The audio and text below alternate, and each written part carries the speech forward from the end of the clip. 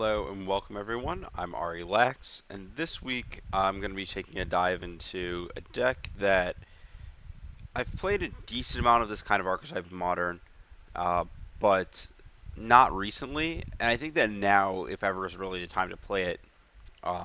So to kind of talk through what's going on in Modern, the results of GP Charlotte and GPLA a bit over a month ago were really heavy on just like random decks that you talk about like Merfolk and Ad Nauseam winning these tournaments, and those are decks that have never really been uh, dominant decks in the metagame. They've never been the kind of thing that takes up 10, 15, 20% of the metagame at any point.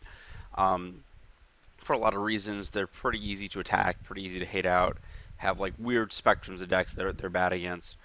And when that starts happening, it's kind of indicative of the format being at a point where it's too hard to really hate out everything. So the right plan of attack is just to jam on everyone with the best, most aggressive deck you can play. Then the next level of that is kind of to, so there's like these little sub levels here. So once everyone decides to move to like an infect or something like that, then you can go back to like a more focused mid-range deck that takes care of all those things.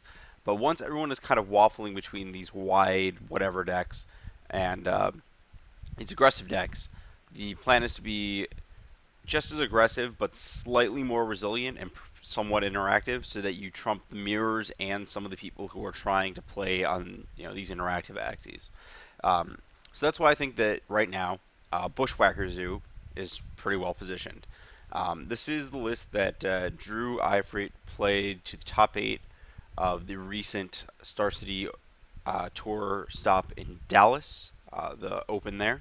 He lost in top 8, and while I think that top 8 was a little hostile for him, I think that really outside of Jim Davis and Pete Ingram, there hasn't been that much Jeskai floating around, which is one of the really bad matchups for this deck. Um, I think that this deck, as I said, has a lot of good positioning advantages on the metagame right now. So going through Drew's list, we see the standard 1-drops, Wild Nicodle, Experiment 1, Curd Ape, Goblin Guy, just all the fastest and best. A couple of Vexing Devil.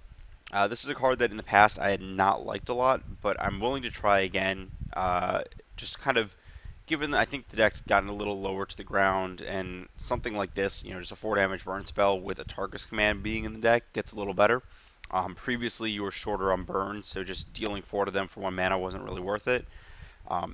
Also, you didn't have Bushwhacker, so this card got better with Bushwhacker because the mode of, oh, well, I'll just let it enter the battlefield and handle it, is a little less manageable, because if you let it enter the battlefield, there's always a chance that it's immediately attacking for 5.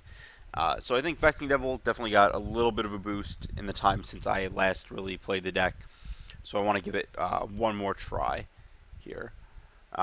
2 drops, you're cutting down on Flint to 4, because you're lowering the curve, playing more spells, playing Bushwhackers, other cards that can keep the slot. The card's not great, it's fine, it does the job.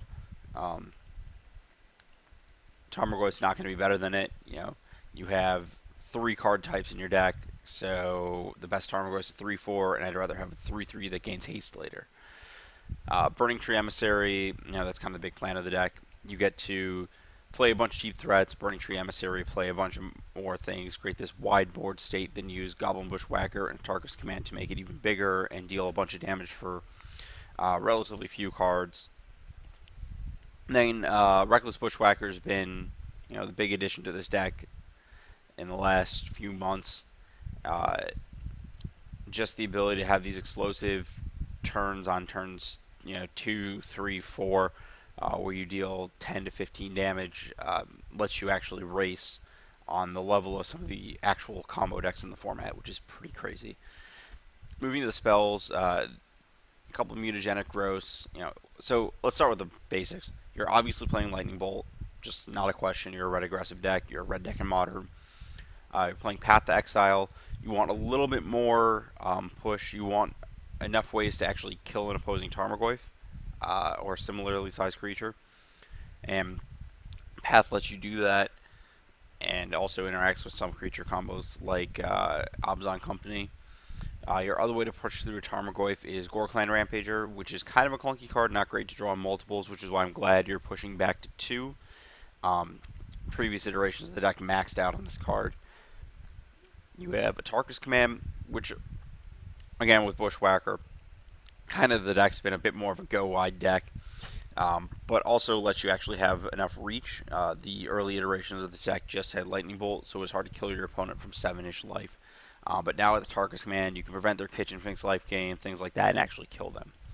Then a couple mutagenic growths. So if you actually look at the sizing on the creatures, you've got a lot of 3/3s, 2/3s. Mutagenic growth often pairs up well against opposing Tarmogoyfs and lets you push through them pretty easily. It's also a free spell that lets you Bushwhacker with Surge without hitting extra land drops, or a Burning Tree Emissary, which is pretty important. Counters opposing Lightning Bolts. The card's pretty versatile, you just never want to draw a ton of them, which is why there's only 2. Drawing multiples is pretty bad because it's easy to find a way to make the first copy worth a card, but once you have a second, it's often very difficult to get a full card's worth of value out of it, and often you're just spending it as 2 damage, which is not great.